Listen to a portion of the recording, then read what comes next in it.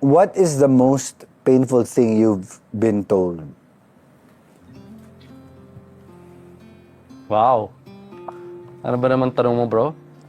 Ano yung pinakamasakit na nasabihan ka? Nasabihan ka. Magandang araw sa lahat, welcome po ulit dito sa ating channel ang Biyahe y Comida. Maraming salamat sa lahat ng nag-subscribe indeed. Punta tayo sa ating topic, May 11, 2026. Gerald Anderson, binunyag ang pinakamasakit na salita mula sa ex. Kapamilya actor Gerald Anderson muling naging sentro ng usapan online matapos niyang ibahagi ang pinakamasakit na salita na narinig niya mula sa isang ex-girlfriend.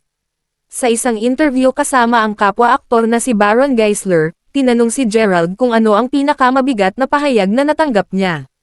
Sa una, nag-atubili pa ang aktor at pabirong sinabi, "Wow, ano ba namang tanong mo bro?" Ngunit kalaunan, inamin niya na ang pinakamasakit na salita ay, "You took me for granted." Nang magkomento si Baron na tila hindi nakita ng babae ang effort ni Gerald, sagot ng aktor, "Hindi na, iwan na nating doon." Ang clip ng kanilang usapan ay ibinahagi ng isang netizen sa Reddit sa ilalim ng Chika PH. Mabilis itong nag-viral at pinaghihinalaang si Julia Barreto, ang huling kilalang ex-girlfriend ni Gerald, ang tinutukoy niya.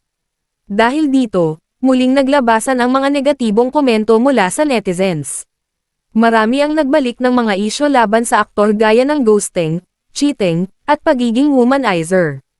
Sa kabila nito, nanatiling tahimik si Gerald at hindi na pinalawak ang kanyang pahayag. What is the most painful thing you've been told?